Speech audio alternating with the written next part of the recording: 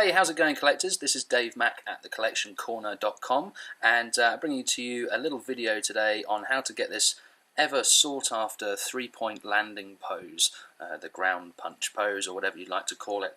There seems to be a lot of difficulty with actually striking this pose, and I can completely understand why. It took me quite a while to achieve this. So anyway, I thought I'd run a little video to help anybody out that's having any difficulty. I'm going to get him up into an upright pose just now, remove his gun, and then we'll get started with the nitty-gritty. Okay, so I've got him in an upright position, and just before I start with the actual posing, a few bits to note. Firstly, obviously it's die cast, so parts they can rub against each other. You need to be very wary of that and very attentive to what you're moving. Just an example right here. When I first posed this, I caught the upper leg along the back and some of the inner parts, and it's got some slight marking on the top. It's really not that obvious in person. I don't know what the camera's picking up, but just be careful of that. The second thing to note, obviously, the flaps. Everybody pretty much knows this if you've got the War Machine or Iron Patriot or even the Mark 42, which I'm patiently waiting for. But obviously the side one will lift up to here. That's its sort of full extent. The front one, now you can lift up to about here, which looks like it's its full extent, but in fact it will come up a bit further. If you just grasp it like this and just keep pushing, it'll click into place, and then that actually gives you quite a bit of extra room here. The other thing to note down here is that there's actually sort of a bit of articulation here between the hip joint and the thigh, in that the thigh will rotate around the hip joint. Hopefully the camera's picking that up. There we go. And that's quite important for obviously getting it into position. The last thing I'll just note is just to really get a bit more accuracy on the pose, I think, for my own personal preferences, I've actually done a mod on the neck. The neck on War Machine. In fact, let's take this out. So here's the neck piece. And it's just two molded pieces together, a little bit of super glue. It comes apart quite easily. But the piece of interest is this ball joint on top, which has obviously a swivel, and it actually had sort of, I don't know, this area here was quite built up. So your range of motion was this far forward and that far back. Not very far at all, which really hindered that kind of flying pose and in fact the three-point landing pose, so you couldn't have him really looking up. Just take this apart, you can pull this out, and this section here, just with a nice sharp knife, you can shave back, and now instead of going to just here, the ball joint will actually go right the way back, which gives a lot more maneuverability for that extra posability. So yes, what I'll do now, let's get cracking and see if we can't achieve this pose. Okay, so just one other thing to note before we get cracking. If you've got a lens cloth handy, this you can actually use to cover up these little areas like the tops of the thighs for when you're moving it around, and it'll just aid in preventing those scratches and dents coming through. I'm not going to use it just because visibility, so you can see what I'm doing. Anyway, so we'll get cracking. Lift up all these flaps here. I've got these ones up to their fullest extent. Make sure they click into place like that. And then one of the toughest parts, if you ask me, is actually trying to get the legs down. I think with the Mark 42 they've added a button which obviously makes it more secure and makes it easier to drop down, but for this you just kind of pull the legs. Now I do find it tricky to kind of keep this extended whilst you're posing, but let's give it a go. So whilst I've got that bent, I'm going to twist this inner thigh, the hip joint here. I'm going to twist that inwards, but the top of the thigh outwards away from it.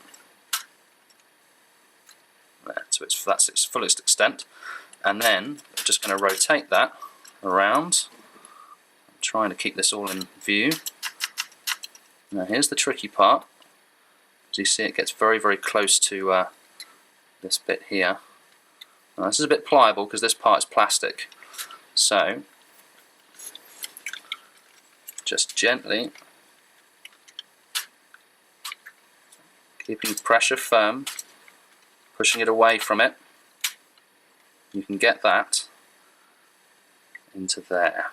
You see that? Kind of lines up with this small indent in the top of the thigh here. And that almost clicks into place like this. Now, yes, that is actually sitting against it.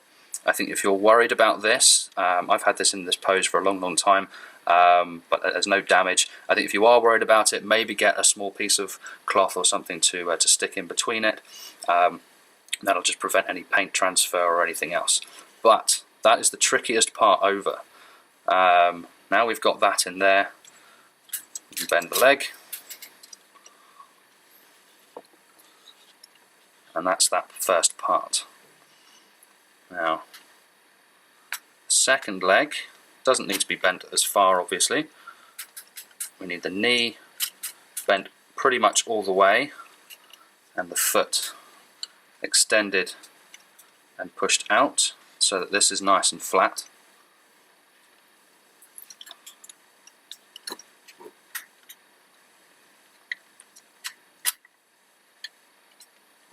Okay.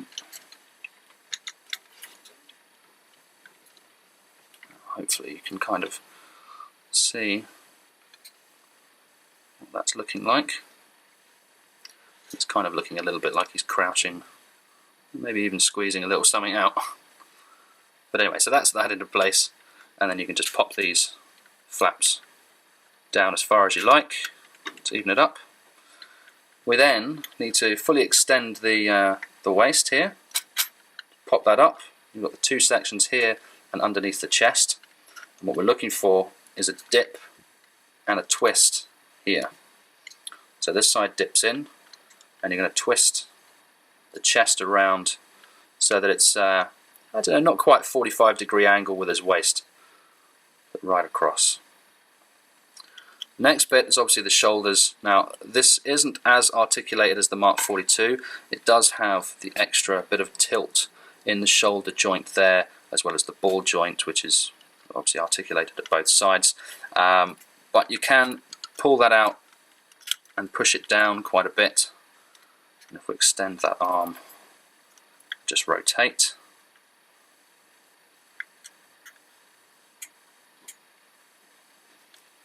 And pop him out. Once you've got him into position, you can do a little bit of futzing and get him how you like.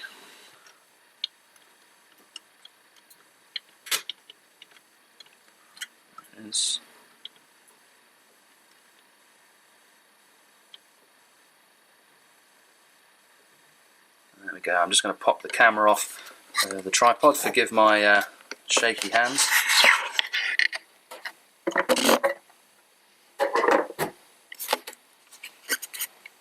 There we go. You can see the head looks up quite nicely.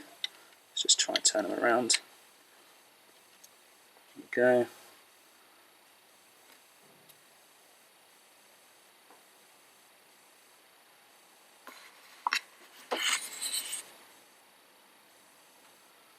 Just try and show you all the angles. This is butt, probably a bit too dark really.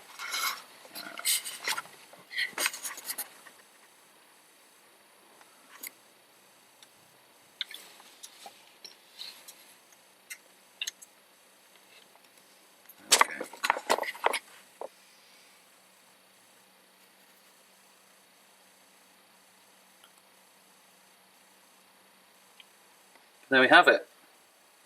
Totally possible. Don't need to take the leg off. I imagine that, I don't know, maybe it would be easy if we took the leg off. I haven't tried, but it's totally doable. Let me know if you find this useful. I'm looking forward to getting my Mark 42 in the next couple of weeks. I'm going to have a little attempt at the same thing, I guess. But I'd love to hear your opinions and things on this and see you guys trying it out. That's it for now. All the best. Cheers.